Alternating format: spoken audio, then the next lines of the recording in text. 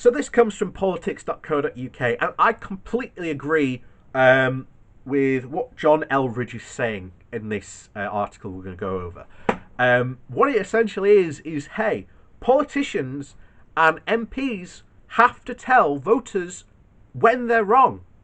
That is a be all and end all, and it's how you have a functioning democracy. Yes, voters have every right to tell MPs and their MPs when they're wrong, but MPs also have to tell voters when they're wrong as well. And this is a classic case with Brexit. Lots of Tory MPs know full well the damage that they are about to unleash on this country, but not a single one currently has the balls to actually stand up and say, yeah, this is going to go really bad for us. Here's why. Now, I guarantee you, and you can key in your call now, and then you can pick up the phone later. But I guarantee you now, when this all goes pear-shaped, Tory MPs will start to speak and will say, I knew it was all going to go this bad from the start. I guarantee you. And I look forward to when we're going through those quotes from those Tory MPs, probably in about a year's time. So, a video went viral last week. I'm not going to bother linking it, as the producers of Question Time have done quite enough to pump our public sphere full of sewage. As it is, but if you spend any time at all huddled around the trash fire that is politics, that is Twitter politics, shall we say, you'll know which one I mean. In it, a middle-aged woman rages about the impact of immigration had on Britain and its public services. She uses phrases like flooding, sinking, common sense, and enough is enough. She even would feel a bit on this would feel a bit on the nose if her lines had been scripted. Mistakenly believes that the nation state that she's describing is called England. At the time of writing, it's had nearly 4,000 retweets. The main thing that struck me about all this, besides its sheer awfulness, was how familiar it was. The clip is reminiscent of many, many others, in which an increasingly puce member of the public is gradually consumed by their own self-righteous fury, and that they are being ignored in their telling of the world. It's clear that there is an us, that ordinary people who are presumed to share their reactionary common sense views, and them, an establishment comprised of politicians, journalists, experts, whose primary role in life is to trample the us. These clips are not always about immigration. Sometimes they're about Brexit, where the people's clearly stated preference for the complete separation from the European Union with no economic consequences whatsoever is for some reason being ignored. Sometimes it's the management of the state, whereas all they want is better public services without having to pay higher taxes, which is perfectly reasonable, isn't it? And yet that demand too is going unmet. In each case, the speaker seemed convinced that the best way forward is both obvious and cost-free, and so the only possible reason why politicians might withhold it is because those particular politicians are venal and often quite possibly corrupt. At any rate, whatever the topic, when you find a noisy minority of the public who are furious, partly because of the state of the country, but largely because they aren't being listened to. Here's the thing though, we shouldn't be listening to them when they're wrong, and by pretending they're not, we're screwing up the country. One way in which they're wrong, of course, is in their belief that reactionary views aren't being listened to.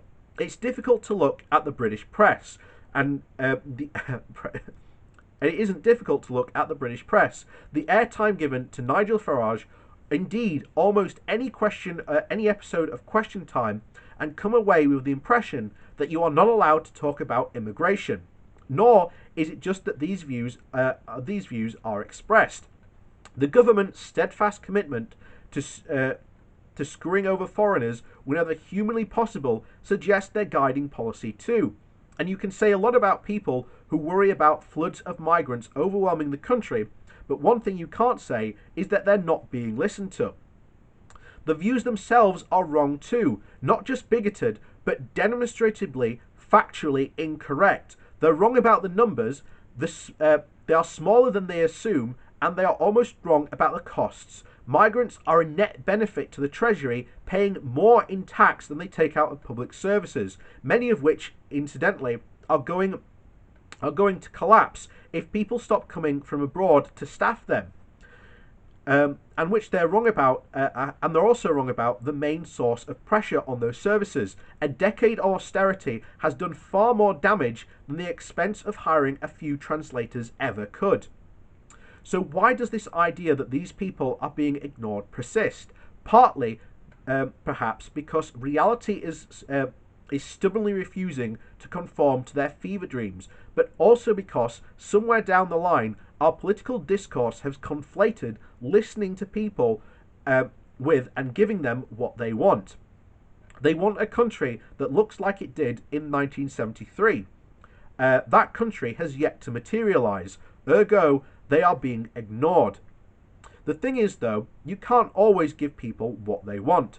Sometimes what they want is bad. Sometimes the things what people want are incompatible with the other things they want. And sometimes pleasing one group will mean disappointing another.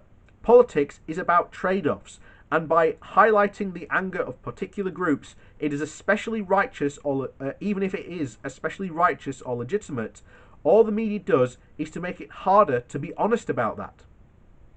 I don't envy the politicians whose job it is to try and explain all this. Telling voters they're wrong is never a good look, and some have cited the two-faced way Gordon Brown dealt with Gillian Duffy as the original sin in Britain's immigration debate. But it's hard to imagine the 2010 election would have gone better for him if he'd called her a bigot to her face. But perhaps there's a third way. Over the weekend, Kerry McCartney, the Labour MP for Bristol East, responded to a constituent haranguing her on Twitter by replying, "There is a difference between being ignored and people not agreeing with you after hearing the arguments. That's a formulation that won't work with anyone. Sometimes people are just going to keep on shouting, but at least she's being honest." All the talk of very real concerns has just not meant that the bigotry goes unchallenged.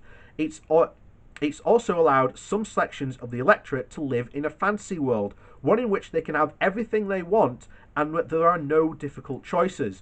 Given quite how bad the state that's allowed this country to get into that situation, perhaps we could now give something else a try. And I agree.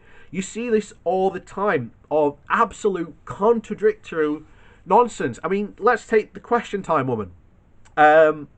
She complains about migrants. Everything she said is wrong. Without migrants coming in to help staff the NHS, you don't have enough staff.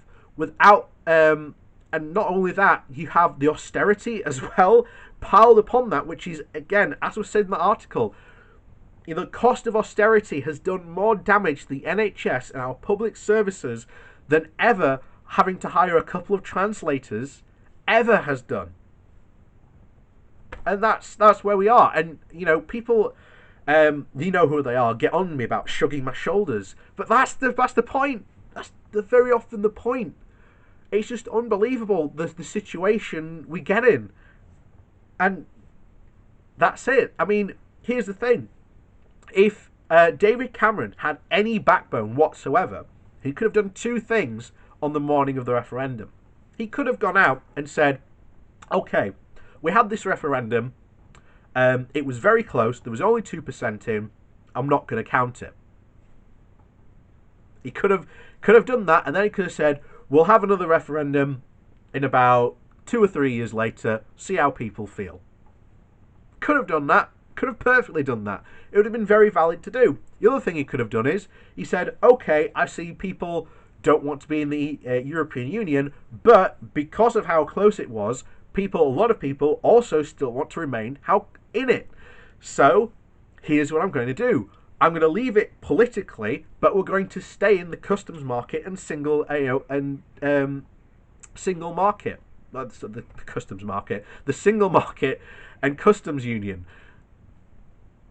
He could have very well done that, but you know, and we are about to see the results of what happens when these crazy lunatic fringe of the Conservative Party, who absolutely worship at the altar of the free market, take control and start trying to cut red tape left, right, and centre. You may remember a couple of weeks ago about the I can't remember who it was now, but it was an aide, and they were talking about the first Lib Dem Conservative coalition, and the Conservatives were desperately trying to cut any red tape they could. But when they were taking the scissors to it, the ministers came to them and said, "Whoa, whoa, whoa! You can't cut that red tape. It's quite important. Here's why."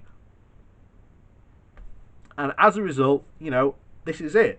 This is why one of the unfortunate things is a lot of people don't like listening to experts, because very often the experts are right and they don't like to be wrong. And trust me, the day very soon with a lot of people have to eat crow about Brexit is coming, because nothing about Brexit is going to end well. Every single expert, all unanimously, all say there is no upside to Brexit. It will only cause economic harm and damage to this country.